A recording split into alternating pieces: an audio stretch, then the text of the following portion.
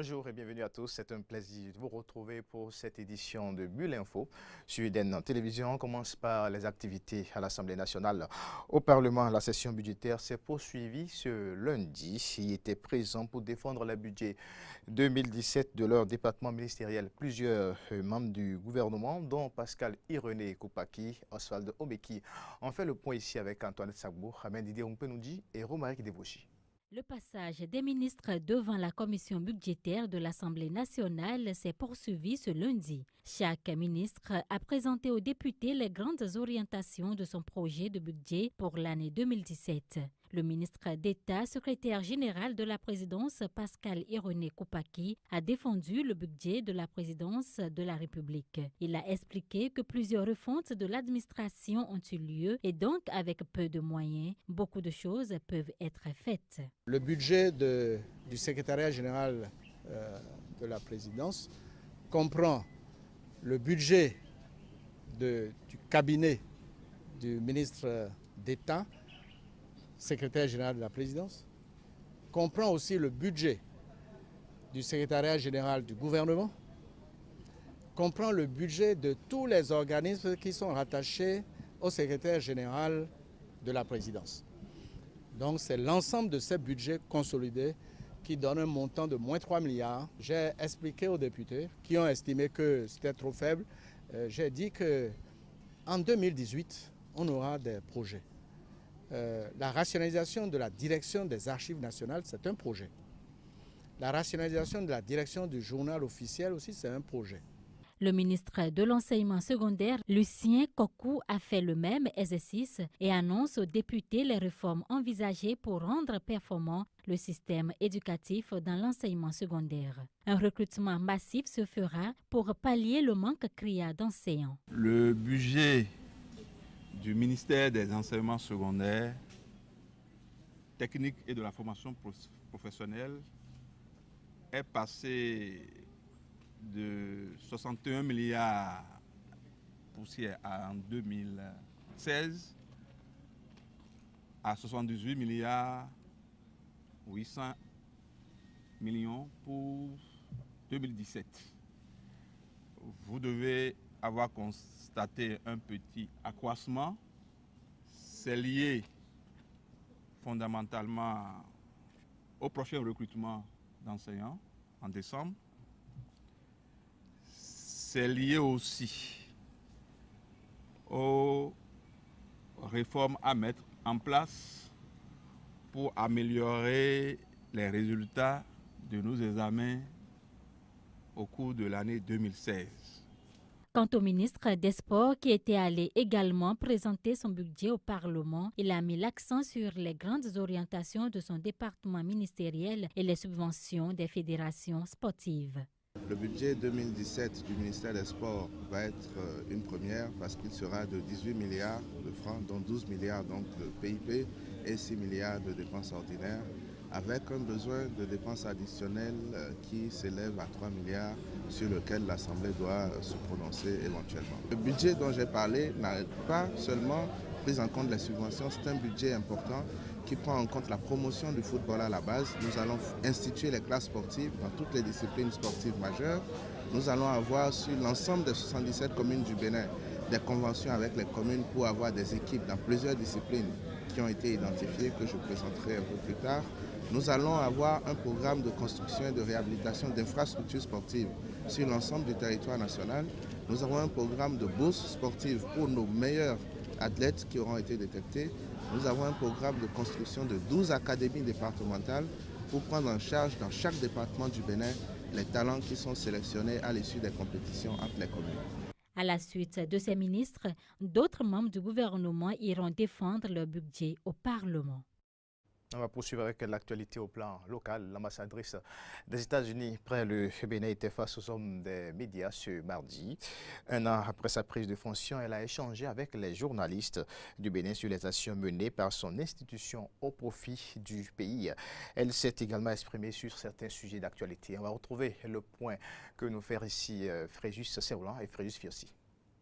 Ce rendez-vous d'échange entre les journalistes béninois et Lucie Tamlin, ambassadrice des États-Unis près le Bénin, intervient un an après la présentation de sa lettre de créance à l'ex-chef d'État Boni Yayi et quelques jours après l'élection du républicain Donald Trump à la tête des États-Unis d'Amérique. Et compte tenu de la personnalité de l'homme, la première préoccupation des hommes des médias a été de s'enquérir de la nature des futures relations entre les États-Unis d'Amérique et l'Afrique. Lucie Tamlin, elle, a voulu être rassurante. La politique américaine vers l'Afrique est très stable depuis les dernières 20-25 années avec les administrations, avec les gouvernements républicains, les gouvernements démocrates. On a eu une politique d'accroître l'assistance vers l'Afrique. C'était une politique de président Bush de commencer le Millennium Challenge Corporation, par exemple. Et aussi PEPFAR a été entamé par le président Bush, lui, républicain. Donc, soit gouvernement républicain, soit gouvernement démocrate, nous voyons qu'il y a un consensus bipartisan entre les deux membres de notre Congrès pour appuyer, collaborer, être partenaire avec l'Afrique. À la question de savoir que fait concrètement les États-Unis d'Amérique pour le Bénin, Lucie Tamlin a fait mention des dons et formations à l'endroit des agents de la police judiciaire du Bénin, des programmes d'échange, mais elle a aussi fait cas d'autres programmes initiés par son pays en faveur du Bénin. Le programme YALI est un bon exemple de ce que nous faisons avec la jeunesse. Le programme YALI vise à donner les jeunes qui sont déjà accomplis une opportunité de voyager aux États-Unis, d'avoir les stages aux États-Unis, de faire le networking avec les autres jeunes africains. Chaque année, dans le secteur de la santé, nous octroyons vers 25 millions de dollars par le biais des ONG et les organisations internationales. Pas toujours directement avec le gouvernement. Le Millennium Challenge Compact avec le Bénin qui devrait entrer en vigueur en mars 2017 a été aussi évoqué. Donc avec ce compact, on va octroyer presque 400 millions de dollars dans un délai de 5 ans. Donc on ne va pas dépenser tous les fonds au même moment, donc ça va être alloué pendant les 5 années. Ça va être la plus grande augmentation de notre assistance financière. Et ce programme vise à augmenter l'accès à l'énergie fiable. C'est par une triste note relative aux volontaires du corps de la paix qui dispose de 75 bénévoles américains au Bénin que Lucie Tamlin a mis un thème à cette table ronde. Et il y a 8 ans, il y avait une jeune volontaire qui a été assassinée tragiquement au Bénin. Jusqu'à ce moment, le système judiciaire n'a pas pu rendre justice. Et ça, pour moi, c'est une grande source de tristesse, vraiment.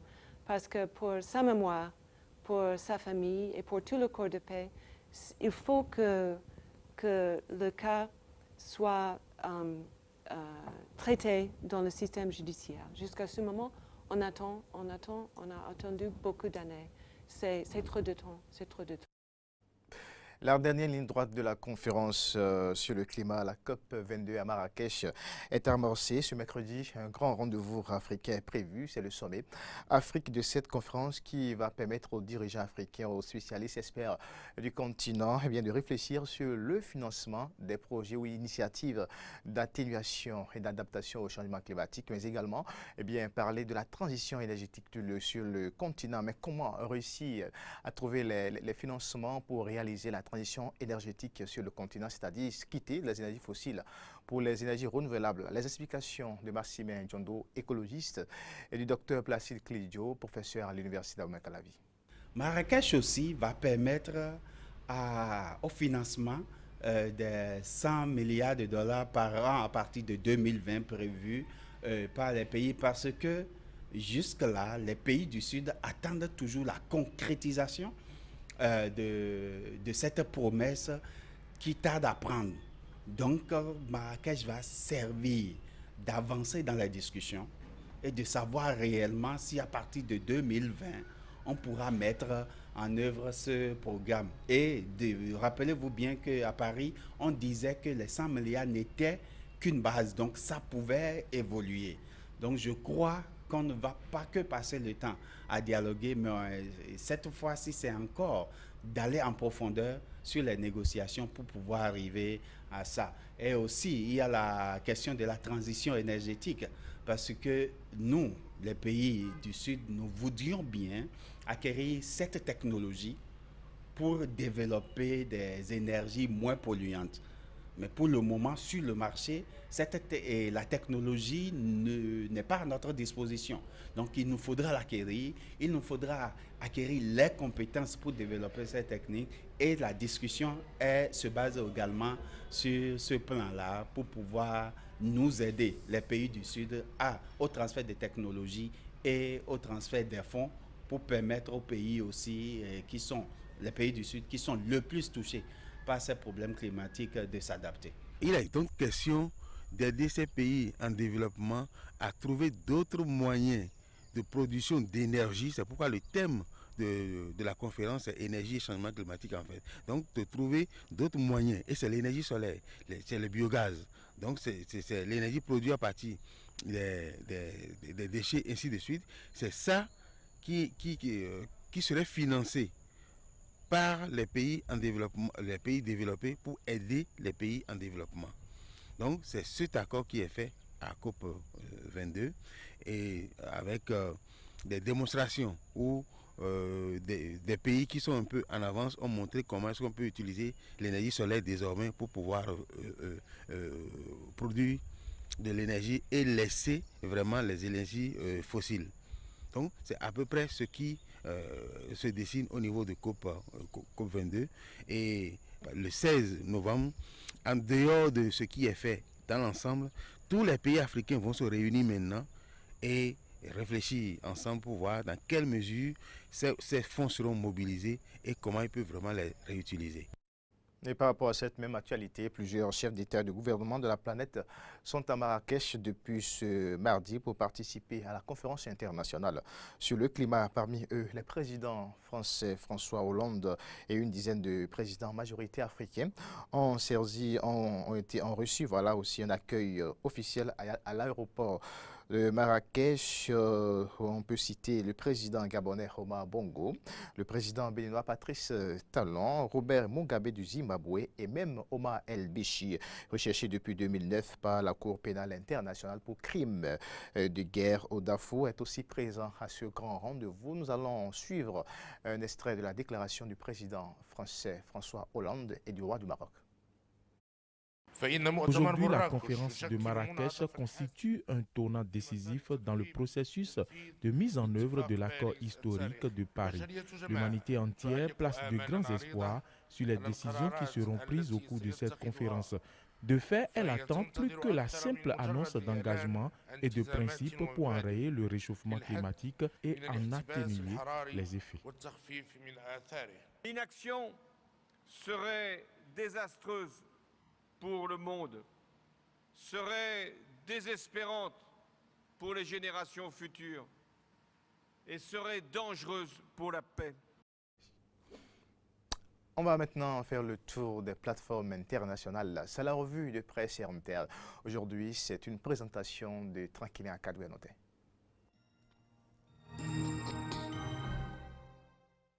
Au menu de la revue de presse internationale, l'annulation de la peine de mort pour l'ex-président égyptien Mohamed Morsi. On fera le point en République démocratique du Congo, en France avec les primaires, notamment Emmanuel Valls qui pourrait être le candidat de la gauche au cas où le président sortant va désister donc pour les primaires. Et nous démarrons justement avec la plateforme www.africatv.net qui écrit ce matin concernant l'Égypte. Égypte, peine de mort annulée pour l'ex-président islamiste Morsi. La Cour de cassation égyptienne a annulé mardi la condamnation à la peine de mort prononcée contre l'ancien président islamiste égyptien Mohamed Morsi après sa destitution en 2013 par l'armée.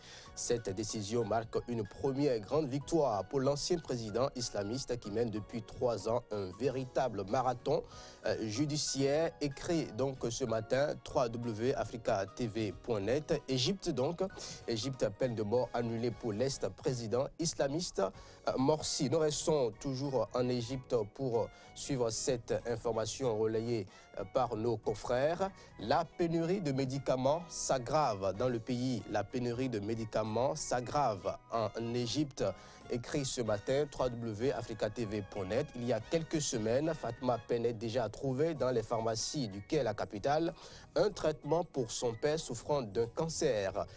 Un exemple pour démontrer justement cette pénurie de médicaments qui s'aggrave en Égypte. Loin de l'Égypte, intéressons-nous à présent à la République démocratique du Congo, enclin aujourd'hui à une véritable crise politique. On peut lire ce matin RDC, l'accord du 18 octobre, seule feuille de route de sortie de crise, insiste le président Joseph Kabila.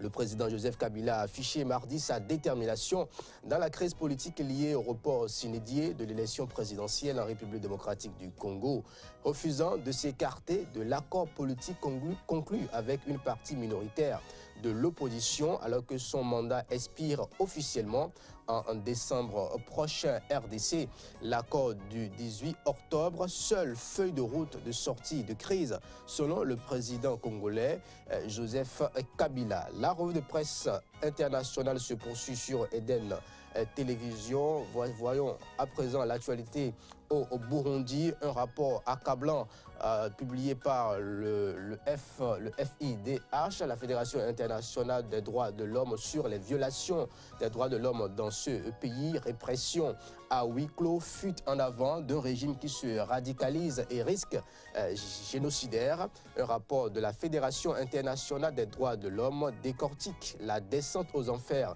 du Burundi depuis avril 2015 et exhorte la communauté internationale à agir avant qu'il ne soit trop tard. Burundi, le rapport accablant de la FIDH sur les violences des droits de l'homme. La violation donc des droits de l'homme est en passe de devenir une crise véritablement sociale au Burundi, clame aujourd'hui www.africatv.net, qui s'intéresse également à l'actualité en Afrique du Sud. 2 Blancs tentent d'enfermer dans un cercueil un jeune noir et de le brûler vivant.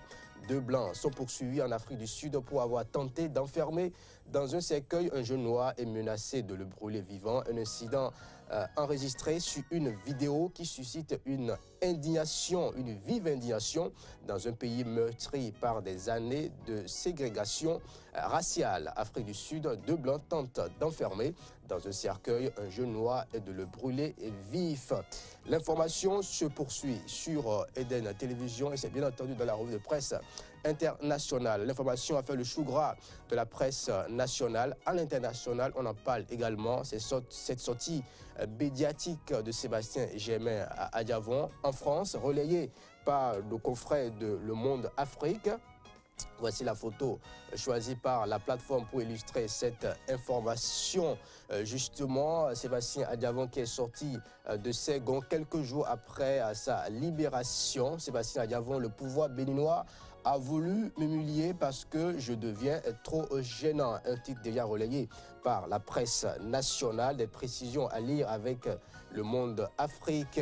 Dans son premier entretien depuis sa remise en liberté, l'homme d'affaires qui a été accusé de trafic de drogue dénonce une machination du pouvoir béninois. Sébastien Adiavon, le pouvoir béninois a voulu m'humilier. Loin de cette information, intéressons-nous à présent à cette visite historique du président américain Barack Obama, qui va officiellement céder son fauteuil en janvier prochain à Donald Trump, élu le 8 novembre dernier. Obama en Grèce, tension historique et menace de sabotage. Obama en Grèce, tension historique et menace de sabotage.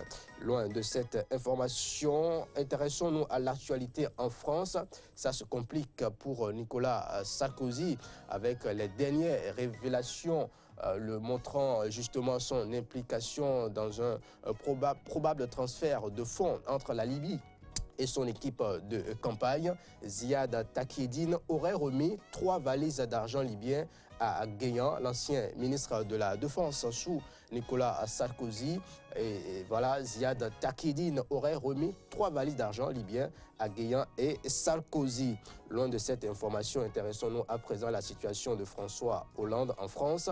Présidentielle, la stratégie de Valls confortée par les sondages. Les résultats de 2 études révèlent que le Premier ministre français s'impose comme candidat à la gauche en cas de retrait de François Hollande dans le cadre d'une primaire. Il serait le mieux placé pour l'emporter face à Arnaud Montebourg et Emmanuel Macron. Présidentielle, la stratégie de Valls confortée par les sondages. C'est l'essentiel de l'actualité à retenir pour le compte de cette revue de presse internationale.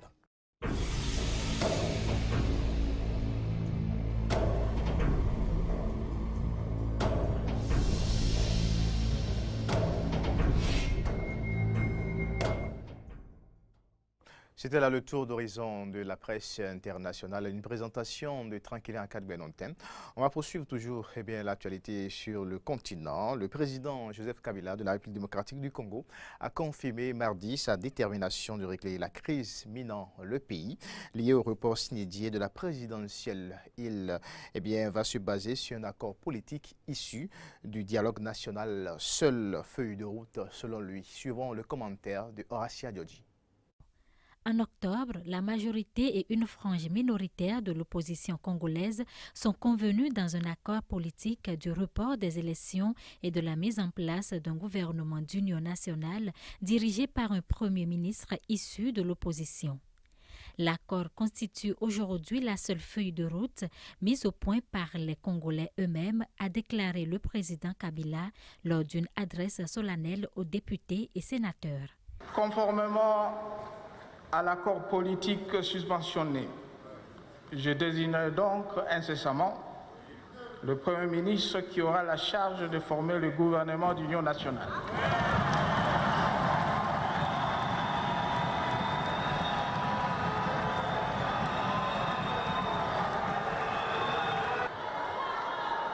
Dont la mission principale sera de conduire le peuple aux élections, tout en préservant les acquis économiques et sociaux de 15 dernières années. Le chef de l'État a mis en garde contre toute tentative de vouloir s'emparer du pouvoir de l'État par la force, alors que dans quelques mois, les scrutins seront organisés.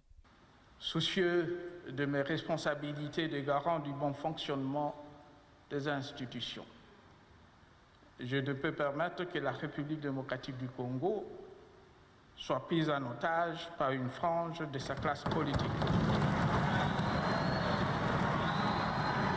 Quant à tous ceux qui semblent se préoccuper à longueur de journée de mon avenir politique, je tiens à dire, tout en les en remerciant, que la République démocratique du Congo est une démocratie constitutionnelle et que toutes les questions pertinentes relatives au sort des institutions et de leurs animateurs sont réglées de manière satisfaisante par la Constitution.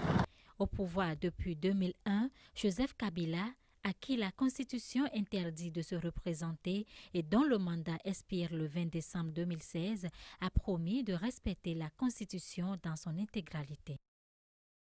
Dialogue politique donc en RDC, le président Kabila qui réaffirmait sa détermination à régler la crise politique qui secoue son pays depuis déjà quelques mois. Vous l'avez suivi sur le commentaire de Antoinette Sabo. On va aller maintenant hors des frontières de l'Afrique. Primaire en France, les candidats de la gauche comme de la droite sont en campagne. La course à la présidentielle de la droite et du centre est presque finie. Mais qui sont les candidats? Vous le saurez dans ce commentaire de Antoine Sabo. En avril l'année prochaine, la France choisira son nouveau président. Et la course aux primaires a déjà commencé. 11 candidats se sont présentés à la haute autorité. Mais le 21 septembre, seulement 7 candidats ont été retenus. Mais qui sont ces prétendants?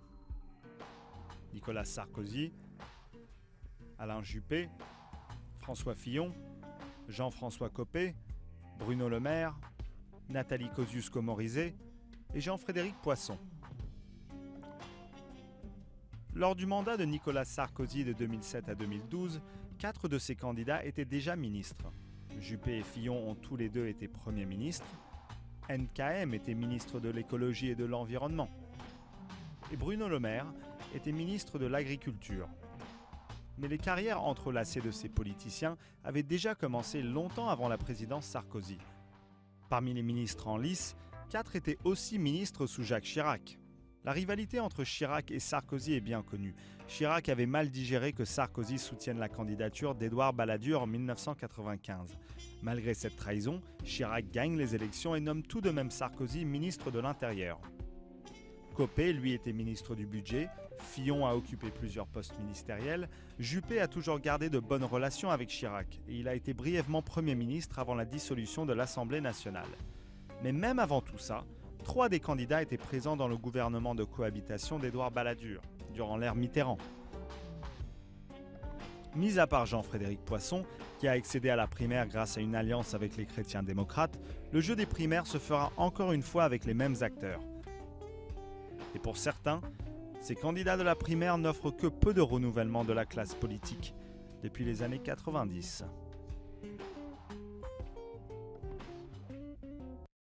Et c'est sur ce reportage de l'Agence France Presse sur les primaires en France que nous mettons un thème à ce bulletin d'information. Merci à toutes et à tous. Je suis encore au rendez-vous demain à 10h, mais en attendant, la grande édition de 13h, c'est avec Polycarpe Aïdjinou.